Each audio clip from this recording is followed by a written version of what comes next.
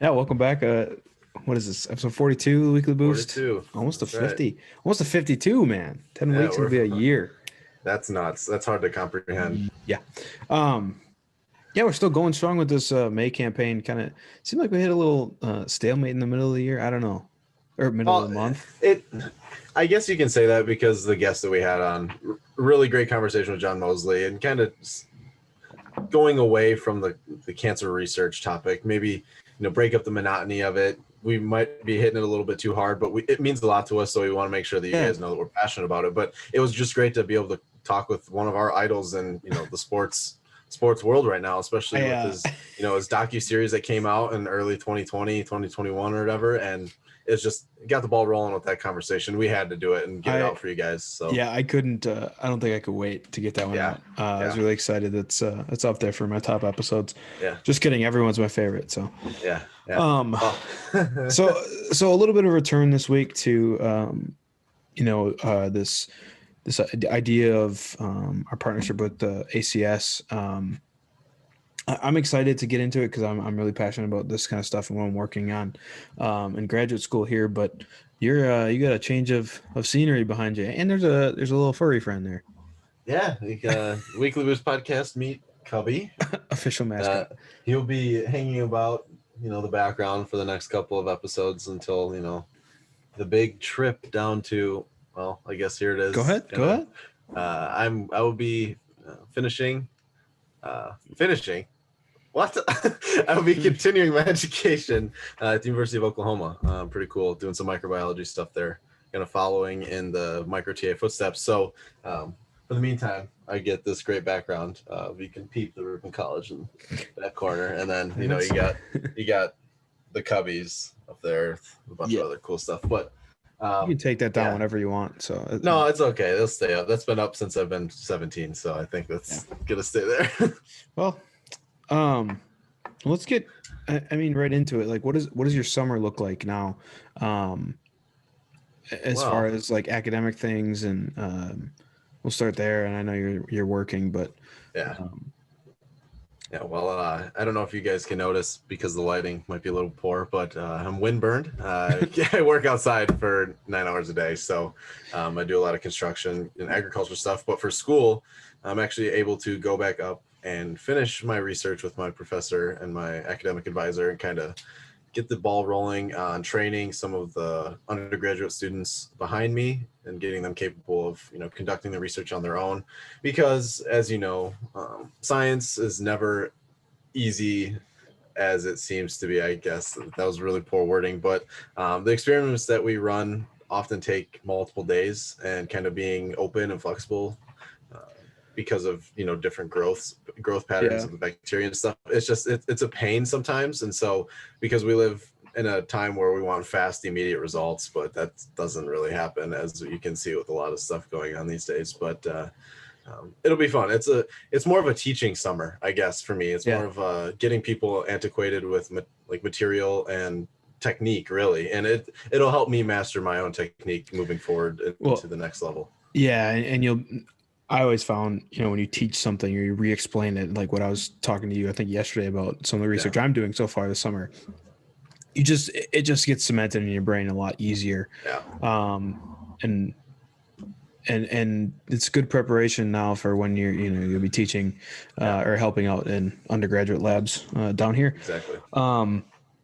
Yeah, I'm excited for this episode. I know we're kind of stalling to get it going, but this idea of institutional racism in medicine is something that is so deeply rooted, and it's hard for like you and I, being white males in neighborhoods that are somewhat rural, right? We come from that background, and rural medicine's a whole different thing. But for the most part, we've had good access to healthcare, and it's hard for me, at least, to wrap my head around the fact that, let's say cancer for an example, you get diagnosed with whatever stage it is, whatever cancer it is, statistically, based on your skin color, you are more likely to have worse side effects and a higher fatality rate. And that's something for me that's just, it's so hard to wrap my head around, because I haven't been in a position where healthcare is something that's necessarily difficult to come by. Mhm. So I think this is a really important conversation, and we're hoping to get some information about the roots of it and just some of the things that I've learned in my past semester about reading about this kind of stuff. And Mhm. I don't know how much like you've been exposed to this kind of dialogue, but it's Yeah. a really stark and dark past. Yeah. Well, for the longest time, I've been a long time since. Well, for the longest time, I have been kind of in the whole healthcare scene, whether that be pre-med studies or I have subscriptions to the New England Journal of Medicine. I've listened to the JAMA podcast. So like I'm aware of these topics. And obviously there's things that we need to figure out a better way to combat them and find a solution for them. With that being said, the conversation that I've been most familiar with because of where I live is the rural versus urban healthcare Mm-hmm. discrepancy, and the fact that I may live 20 minutes from a major hospital that impacts my access to healthcare in certain ways. And we look about this with other things like the rural and urban setting with the internet access that Yeah. the current administration is really trying to push into play for millions of Americans as well as millions of people across the globe too. You see it with that, but for me, it's more of the geographic relation of like Yeah. healthcare. Just for example, when I was at Ripon College, we did a anatomy and physiology presentation, kind of like a science fair, more or less, but with a little bit more amped up presentation. We had some guests come in that were healthcare workers and clinicians, and they stressed the importance of giving more opportunity to the rural, populace Mm-hmm. by either incorporating more clinics or renovation of buildings that were previously abandoned in the rural setting into new building establishments for these clinics and stuff like that to just get a broader network for healthcare. And so I haven't really seen much like in studies or like in like my academic Yeah. area of the racism in healthcare and the inherent discrimination. However, I'm aware of the problem, so it's something that I'm curious Yeah. to understanding, because this is a major headline of what you're getting into as your research projects and Well, stuff. So and two things out of that. One would be, um, this isn't this. Speaking with one of my professors this past semester, we talked about this a lot mhm. because there's a recent JAMA podcast that came out in February, and somehow Mhm. or another it got past the right people, the producers and everything, that a doctor comes on and basically says doctors can't be racist from the get go. Yeah. Like that's like one of the first lines. It was since pulled, and this was back in February. Um, Mhm. but that's February of this year, right? And I think Yeah. it's really important to understand that physicians are human too. You know what I mean? And they have their implicit biases, and for the longest Yeah. time, I'll start to get into it. It's just these racist assumptions about black bodies and other races and their tolerance for pain, let's say, or other things. Yeah. It's just it's deeply problematic. And for in 2021 for a physician to come on JAMA podcast, like you obviously respect the platform Yeah. and Very their much show. so. Yeah. I mean they've rescinded it, but regardless, like to come out and say that these systems and healthcare systems and doctors themselves can't be racist is something that's just very troublesome. Mhm. And I'm happy to start to get into Yeah. some of this stuff because, throughout it, you keep peeling back layers and layers of our history that show these things, and it's dating back to 17th century, 18th century, when Mhm. even when in the late 1700s and early 1900s, when race really starts to get invented, almost like Yeah. the inherent racism that we think about today um, is kind of crafted by people in charge. And I read a document from was it 1803, I think, of this huge. It's like 400 pages long. I only read some of it Mhm. when it pertained to yellow fever, but saying African Americans and people of African descent are able to withstand certain fevers more. They can tolerate pain more. Or we're reading. I read something for race and gender this semester that basically, people. instead of using white cadavers Hmm. to start to understand like female gynecology and things like that, they instead would write to slave owners for, I won't charge for housing, Hmm. so and so, and like I just want to, perform, experiments, and this is something that's not, unique to gynecology. Like Yeah. it's this long standing system and assumptions from physicians, especially in the South. Like that's I'll just get right into it because I reached out to this author, but obviously with the end of the semester, she's kind of busy with projects, and I'm sure, Hmm. but it's called Medicalizing Blackness, Raina Hogarth. I think she's out of Illinois. Um, yeah, Urbana-Champaign. She writes about how these racial differences are created, and really it's just this example that the North was so far ahead of the South when it comes to medical schools and healthcare and research, that they're just Yeah. like disregarded as like they don't know what they're talking about. So they felt pressured by their funders and the North as a whole to find ways to show their medical prowess and knowledge. And I think they use black bodies just because they're so accessible, and Yeah. because of their position in society. And I think these things are reverberated and perpetuated throughout our history, and it still shows today with the statistics that we referenced in the first, was Yeah. it the first episode that we did for May? Yeah, the first May episode, yeah. And I mean, kind of talking about this, just bringing up the idea of like the North versus South kind of education standard too, Mm-hmm. right? Like the whole idea that, and we kind of try to drive this home, is just like the education matters, regardless of in which way you get it, but just having an education, either, you know, going off to college or just being like a master at your craft. That's a form of education. It automatically makes you just susceptible to understanding vastly different amounts of information and being able to comprehend that. And I feel like when we lack the idea or the ability to allow for other information to come in, we start to segregate our minds to the things that we can only believe to be true. And so that's when we start seeing like that tunnel vision stuff. And so I guess, for a better term, instead of education, I mean understanding. Just Mm-hmm. understanding vast cultural differences, vast education differences, economic, social, political, whatever. We struggle to understand the differences because there's so many, and obviously our own thing is forged by the culmination of those. And so, do you think that like that mattered back then, like the education level of these individuals, North versus South, or doesn't matter?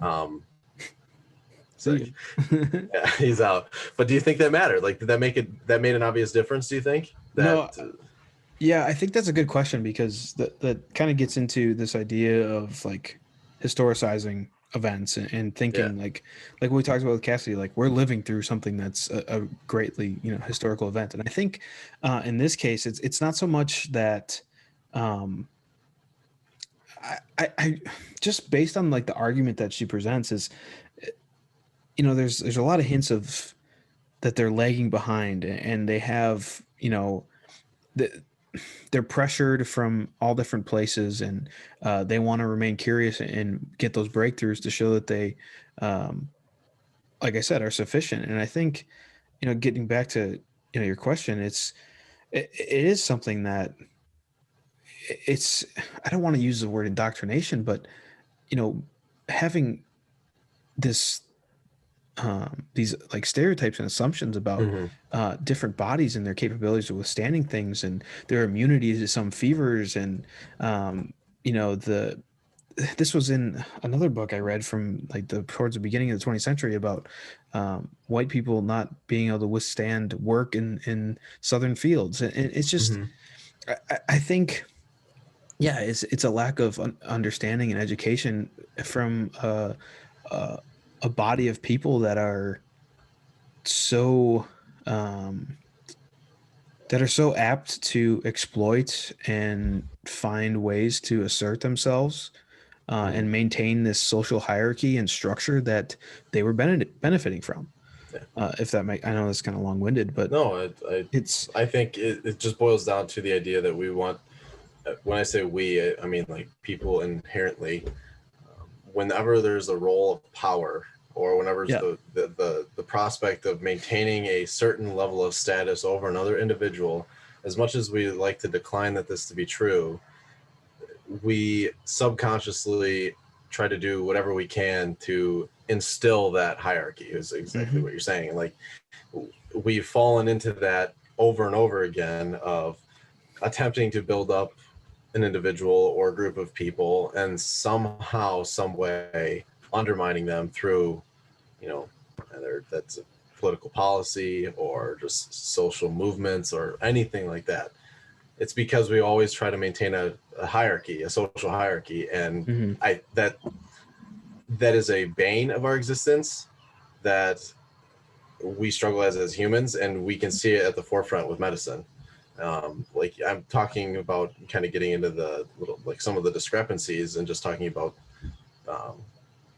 wealth in the relationship that with states, obviously north versus south. We're going to talk about that comparison for a little bit, but wealth that ultimately equates to healthcare, because obviously the more money you have, the more access you have to healthcare, just because healthcare costs money. That's kind of like the really simple economic differences there. And I'm looking at kind of a not like a primary source. I've never really heard of richstatespoorstates.org, but I was looking it up, and it's a viable ranking for states.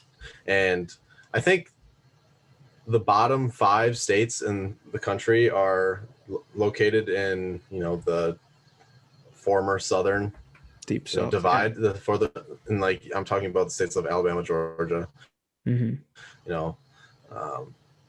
Mississippi, Arkansas, like those states, they're ranked some of the lowest, or in other terms, the poorest states in the country. And relating that to the cancer statistics that Casey and Andrew were so gladly able to give, taking in account for population discrepancies, obviously there's some of the highest numbers of projected cancer in cases for 2021.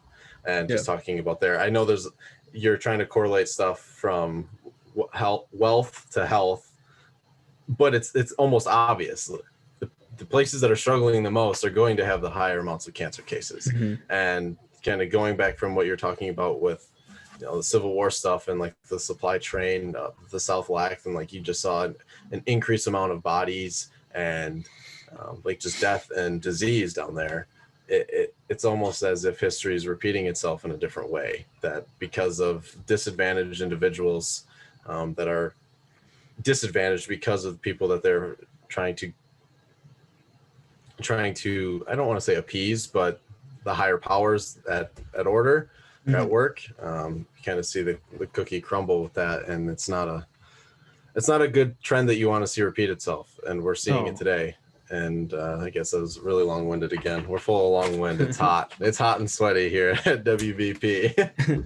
No, I just, this was in Hogarth's introduction, but in 2005, the FDA approved a congestive heart failure medication that's, it's the only one for self-identified African Americans.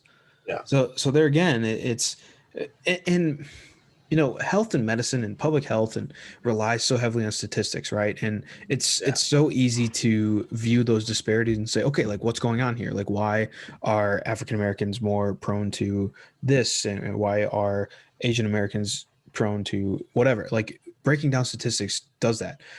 But I think the tendency for people to focus on the race part of it, rather than like what you were talking about, the healthcare accessibility and the quality of care and screenings and things like that.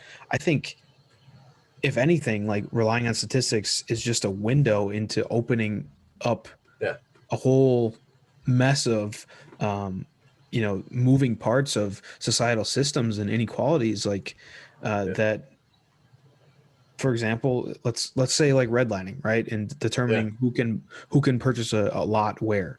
Yeah, exactly. And who can open a hospital where, and who can, or what we can do to provide the best care for, middle upper class whites. Meanwhile, the, other oppressed, marginalized populations kind of get left in the dust, and then they're blamed for different Yeah. societal issues and being in impoverished neighborhoods. And it's like, well, just, work harder, make more money and move out. Like, when the system's working against you, you can't do Yeah. that. Yeah.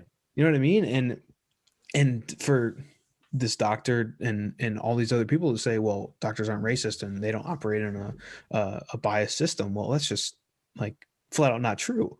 Yeah. And I think, again, and we kind of stress this every time we kind of get deep in conversation. It's not saying like we're going to fix something or whatever. It's the whole point of, partnering with ACS, bringing awareness to something that in cancer research's case was threatened by the pandemic, or in today's conversations case, it's something that still affects people today, whether it's COVID, whether it's heart disease or whatever else. Mm-hmm. And a lot of things are caused by, we talked about this too, like less endemic disease and less, infection, like epidemics and things like that, and turning into more um, Yeah. chronic illnesses, that diabetes and other things that kind of culminate in later years, let's Yeah. say. And a lot of those things are caused by excessive alcohol use, let's say, or smoking or whatever it may be. But understanding that there's societal systems at play here that all kind of interact, and it comes out in the form of statistics that can either be, like I said, a lens to look into larger issues, or can be used as another way to perpetuate like racial stereotypes and other things. So I think it's just an important conversation. Yeah. I'm happy you mentioned the idea about opening a window to viewing problems, because we look at statistics as being a really great placeholder for just a factual piece of data that people can look at and kind of revert back to and kind of build up understanding about. But being able to actually look deeper into it and understand, like, okay, well, if this state has this amount of new cancer cases compared to this state with about equal populations, like, what's going on here? Like, why is this state drastically less prone to cancer cases than the other state? And it could be numerous reasons, and a lot of them are, again, access to healthcare, um, equity of all people in that state, kind of restrictions for certain healthcare programs, and non or unrestrictions for other types. And like, you can look at the idea too with like the whole Planned Parenthood conversation about restricting, like trying to revert or take back the decision from Roe v. Wade and all that sort of stuff, and what that has kind of culminated into with the conversation for sexual health awareness for young people in today's country. And you look at it with that conversation and then comparing it to the health and racism, it's pretty similar. You see a lot of programs out there in place trying to do better for everybody in the community, while you see lower cancer statistics and a little bit more health equity for all people. And you look at other states that aren't doing as well, and it's obviously showing. And I think statistics do a great job at doing that, but you have to be able to look deeper, because like right now I'm scrolling through the ACS website, and you could just say right now, oh, well, does that mean in New York City there's 120,000 new cancer cases in 2021? Like, what does that tell you? Well, they're a very diverse population, they're a large population, heavily crowded in urban settings. So like, you can look at that right now just by geography, but unless you look into the history of the Deep South, Mississippi, Georgia, Alabama, and stuff like that, you're going to miss the big picture, because you're going to be like, oh, 28,000 people, that's nothing compared to California and New York's of 120,000 and 180,000. Like, that's they're doing all right, but you have to take in other things considering. It's important to know that. Yeah. I had something to say off of I could see it. What you it was towards the beginning of your I feel like it was kind of an important point. It's also, it raises a good question too, like going back to the urbanization and kind of people's flocking towards cities, as well as kind of the revival of people going into no man's land and kind of going back into the wilderness. Will we see like a drastic increase? You can see him in the background. We see a drastic increase of that rural urban discrepancy, in place of something else, like the wealth discrepancy that you see of just like access because of money. But how about access because of distance? It'll be a weird dynamic to see all these different problems that we encounter as a country or as a people, because obviously the racism in health and the equity part of health, that one, it's a little bit of a deeper issue because there's so much. Not only is there multiple races at stake with this and talking about their challenges, but it also incorporates history heavily, the idea of health and history and stuff like that. But like with the rural and urban, that's a very, I guess it's constrained by location. Yeah. More or less. Like everybody at one point was rural in the United States, or everybody at one point was either urban. Like there's a fluctuation with that, but the other stuff, it's harder to, quantify. Well, and the whole idea of food deserts too pops up. Yeah. I don't know if he's listening, but someone from Ripon had their Catalyst program, and their project was combating Native American congestive heart disease and things. And, the food deserts on Native American reservations are a big deal. Even like, I know it wasn't that big of a deal for where I lived, but driving 25 minutes to get to a grocery store, or a lot of people, that's what we do. We have to drive 20 minutes 15 minutes to the grocery store. And a lot of people, their access to fresh fruit and vegetables, and that's a whole nother thing that you don't necessarily think of when you see statistics that says Black Americans are more likely to have infant mortality, let's say, or whatever the statistic is. I think it's just important, like I said, to really look and use historical methods to do that, because again, these systems they don't just come out of the blue, right? They're in place. Exactly. They've been in place for years, and understanding how they've affected people in the past can kind of give a glimpse into what to expect and ways to combat that. But it's also, I don't know if you know this, but Black Americans are 3 times more likely to have or they're losing limbs at triple the rate of others. And there's like that's hard to like wrap. That's hard to wrap your mind around, because I've known individuals that are amputees, and like how little of a number that is, but then you just see an incidence where it's triple the rate. It's kind of, it raises a lot of questions, like obviously the why question, like why is this happening, but also like what were the events leading up to this that caused this incidence rate to be so high.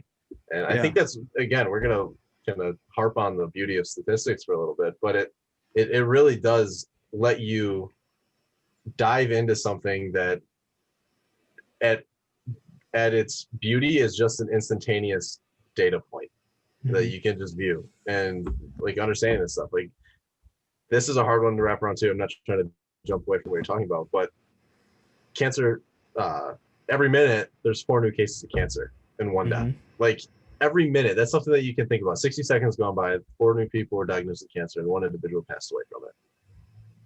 Like, you see numbers like that, and it makes you, obviously the first thing is empathy. I hope, you feel some sense of like, you wish you could do something, as well as you wish that you could give, some sort of honor and all that sort of stuff to individuals. But it also makes you ask, okay, what can we do about this to lower that to 0 new cases and 0 death? Yeah. Like, what can we do to combat that? And it should be the same question for health equity. Yeah. This article that we talked about in class weeks ago, it feels, I don't know about you, but this semester felt like it took forever. But a little bit. This article has that diabetics have around 130,000 amputations each year, often in lower income and underinsured neighborhoods. And despite all these academic and clinical studies about diabetes and things, the rate of amputations across the United States grows by 50% between 2009 and 2015. So, and the fact that Black patients are losing their limbs at 3 times the rate of any other group is like you said, like why is this happening? And we had talked about this, and a lot of it is, rises from from this assumption that African Americans are already in a lower income area, let's say, or like Mm, this says, underinsured, and you're saving on preventative care by gambling and saying, okay, like we're just going to amputate so you don't have to continually come back for care for years on end. Like that, losing a limb is a really significant change for someone, mhm. Yeah. and to have the healthcare system say, well, sorry, we can't do it, like it's not gonna, Yeah. it'll be easier just to amputate, is really, and it, like we said, like it relies on these assumptions by physicians and by other healthcare professionals that black people aren't going to be able to, or they're going to be put in further and further into medical debt Yeah. by trying therapies to Yeah. circulate the limb or whatever it may be. And I think this guy that's in the article, and these maps, I wish I could share this with you, but like he juxtaposes this average annual amputations from 2007 to 2009 and in the enslaved population in 1860. And I mean, the dark areas, you can definitely, they overlap significantly, Yeah. minus like in the north and the west. But you look at it and it's like, okay, like Something. Yeah. something's going on here, right? And Mhm. it's like we said, like us just talking about it isn't going to be a systematic change, but it's just something that, like you said, a statistic is a statistic, but understanding the experiences that go into Yeah. that statistic, not just writing something off as, okay, well, it's the system, like we Yeah. can't do anything to combat it, but like it, as much as a physician is to take care of an entire population or entire group of Mhm. people, and like that's not downgrading any physician by any means. I'm just saying, like, Yeah. they're human too, with their own implicit biases and assumptions that they make. They grow up in varying environments, Yeah. and it's just important to understand and be.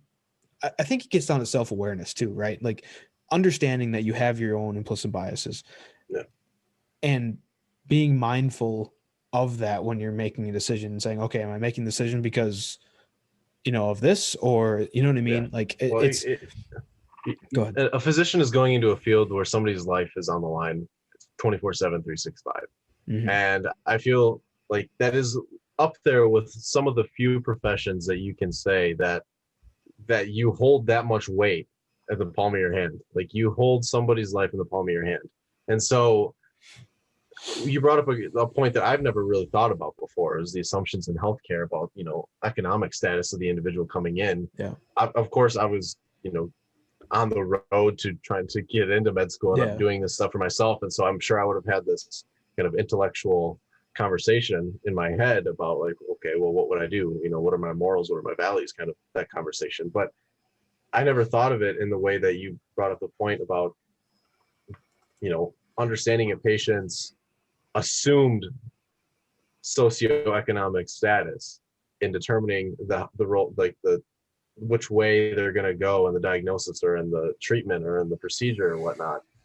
Yeah. Like, I wouldn't have ever thought of that as a factor, and that might just be me trying to, be unbiased in a role that it needs to be unbiased, but it's not at that stage Yeah. yet, and obviously, but the fact that individuals would be considered for less treatment or a completely, I don't want to say, well, radical treatment is the correct term in the definition for like a procedure like that, something Mm. where it's just completely, amputation or tumor excision, like those are radical treatments. Like, because that they have an assumed socioeconomic background, that's hard for me to wrap my head around. Mm-hmm. Because if anything, as a physician, it should be, okay, what treatment is going to be the best off for this individual Yeah.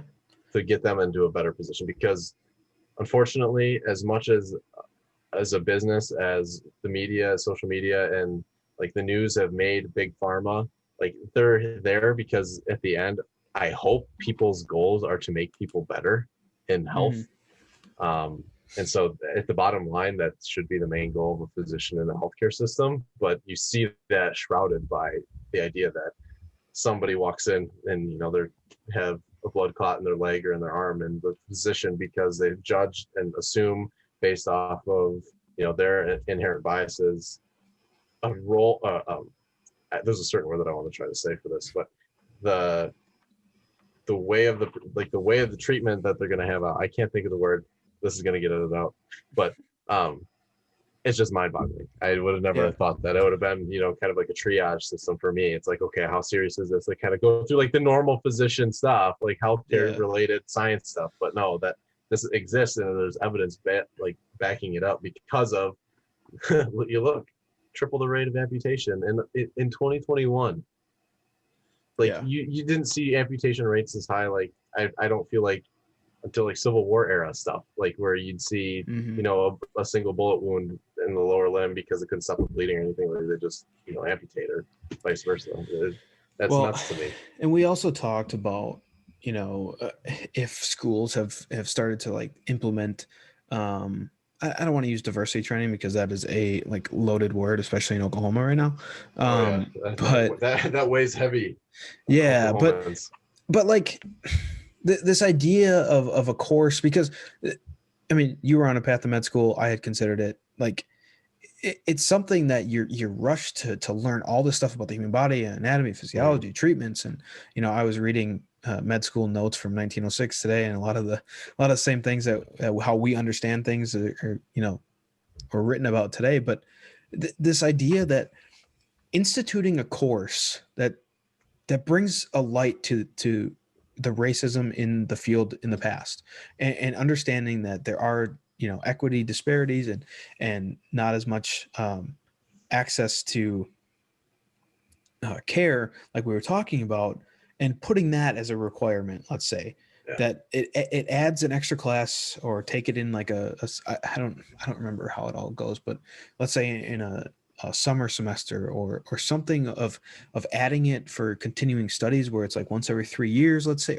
or something to get physicians thinking about, like we talk about, their implicit bias, or previous racial assumptions about health, that black women, well, they can withstand childbirth and labor, like they're fine, like don't worry about them, they're not going to get prescribed pain medications, because they just frankly don't believe them. They're just trying to deceive white people again, like they did on the plantations, which is a really like brutal thing. But That's I where it was comes from. That's how exactly far back it reaches. Yeah. because people, slave owners or enslavers, were duped by their enslaved people, or that was a way for them to push back on a system of oppression.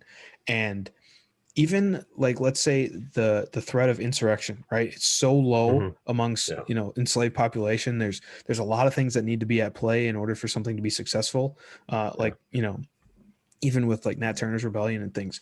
But the threat and this fear that they're undermining their power, like we talked about, is something Yeah. that perpetuates racism and causes more and more people to buy into a biological belief and difference that is so, like we said, problematic. And I'm looking at our notes for things, and like we talked about before with this idea of gynecology, not only did they have white cadavers, Hmm. poor white people were off limits for this too, simply because they were white, like for these types of experiments, and for advancing the field, right? And Yeah. we even see with like Henrietta Lacks too, that story that a lot of people read for Hmm. high school or even in college. Like some of these things are so deeply rooted that when physicians go into, you don't, like you said, you don't go in and Well, say, okay, well, am I evaluating this person as a black person, or a person with diabetes that needs care? yeah. You know what I mean? Well, Like you don't think about that, because you don't, like, as a physician, you're like, okay, I want to help, yeah, right? Like that's kind of why you get into exactly. the field. Yeah. But understanding these deeply rooted biases Hmm. that the system kind of puts in play, and there I go with like the system, but like it's Well, true.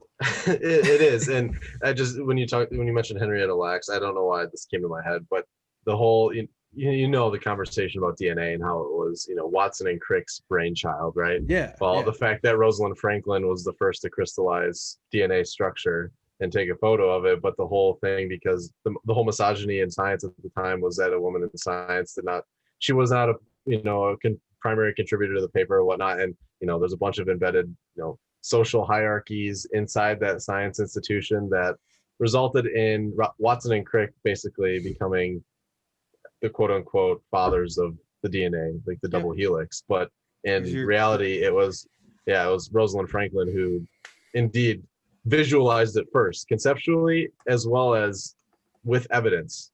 It was just that, yeah, like the whole idea of just the great white men in science that we talk about yeah, over and over again. And granted, the things that we have because of their contributions and because of their things are amazing. The science behind it, it speaks for itself in its magnitude as science. yeah, However, it's, you can only go so far with that, because a lot of the time it's about the process, not the results, and looking at yeah, the process in which these individuals, acquired their fame and yeah, acquired their insight. It comes at the result of, is it unequity? I think that, yeah, unequity, and I don't want to say disenfranchisement, but like the idea that you're just yeah. shutting out the other that actually may or may not have contributed more They're just a than cog in the machine of exactly. their laboratory that Yeah, they get to but take credit for no a matter great what. example is the double helix situation Yeah, with that, because it was, again, a prime example of, 1950s, 60s, the norm in medicine, the norm hmm in science. It was the whole idea of, if you weren't a, white male in science, you didn't matter. And that, and I think this is a really good transition into kind of closing this conversation on this. That's not to say that work isn't being done on bringing, you know, um, African American stories to light, yeah, or that in the past that, you know, historiography and history in general. I actually wrote a paper on this for a final thing. hmm, By starting to simply centralize the stories of enslaved women, let's just use that for an example, or by beginning to centralize the story not from a white lens but from a lens of the enslaved people themselves. By doing exactly. that, you start to get works like Working Cures. Let me grab it. I have it right here. This was one of my favorite books I read this semester. Working Cures, Healing Health and Power on Southern Slave Plantations. So kind of everything we talked about today. But, Hmm.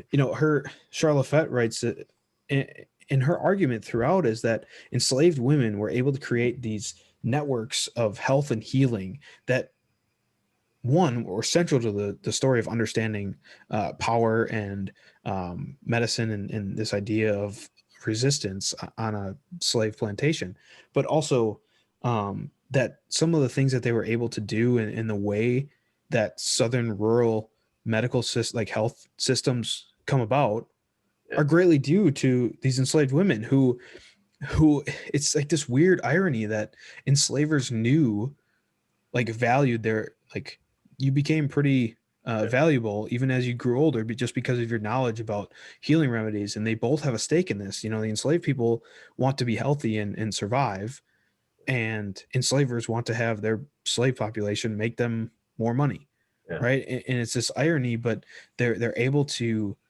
enact some degree of power and pushback within a system of oppression through sure. things like health and medicine. And I Yeah, think more work like that is coming out and being done that really bring light to this issue that has, implications that ring into the yeah. 2020s.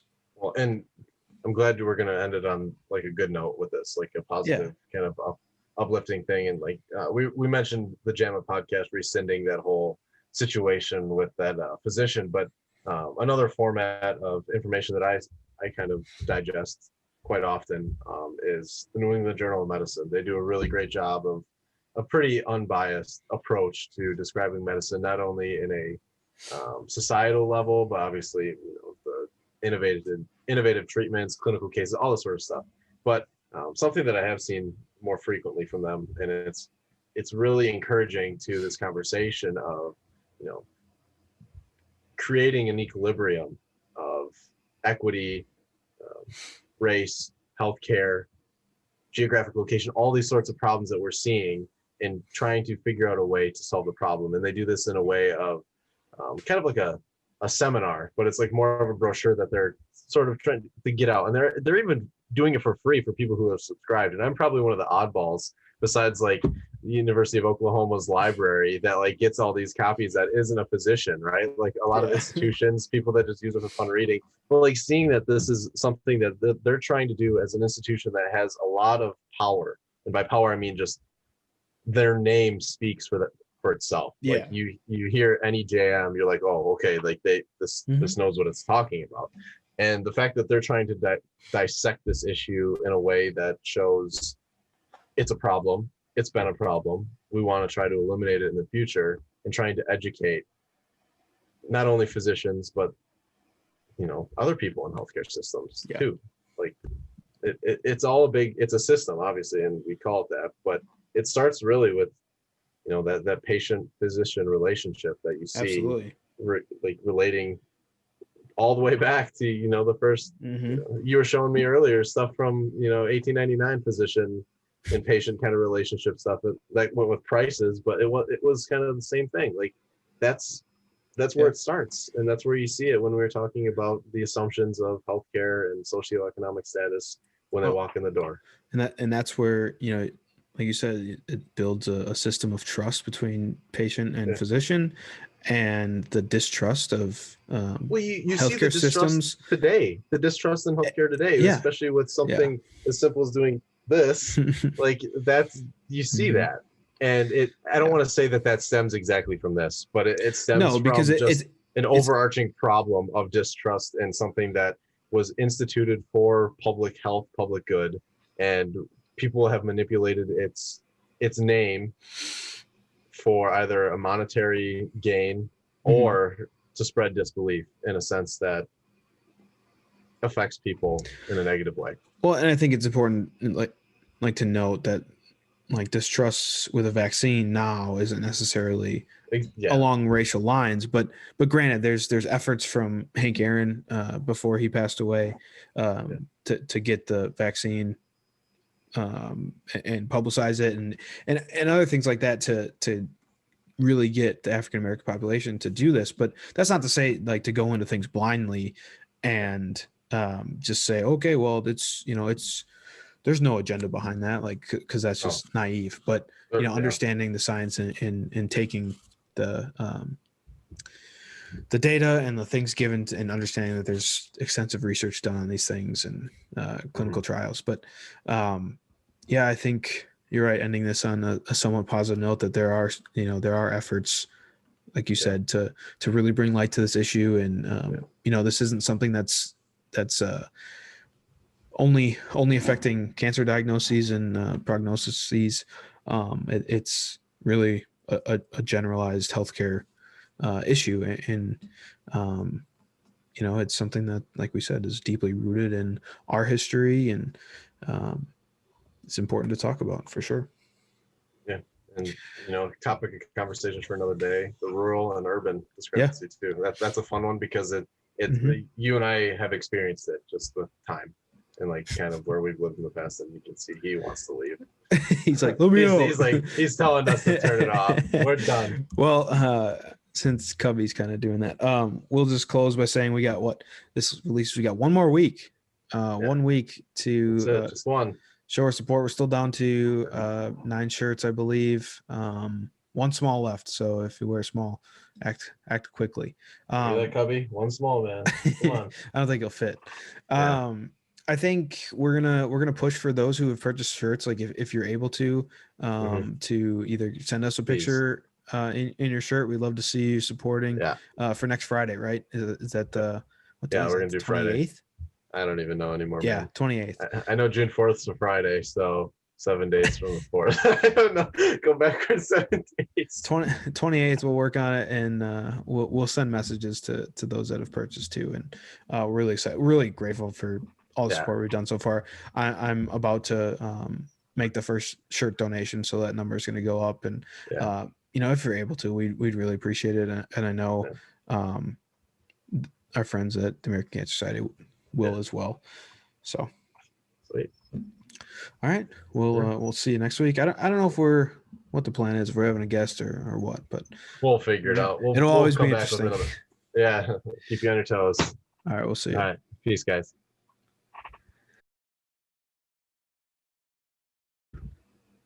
Hey guys, thanks for listening to another episode of the Weekly Blues Podcast.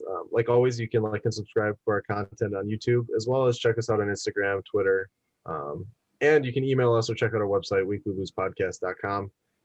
We have a lot of information that we're willing to share with you guys if you just want to reach out. If you ever have any questions, comments, concerns, or just want to have a conversation with us, we're always open to talk. We also like to appreciate and thank the ACS for sponsoring us. Obviously, the month of May is really important to us, but yeah, we wouldn't be here without them, as well as you guys as listeners. So thank you for that, and hope you enjoy.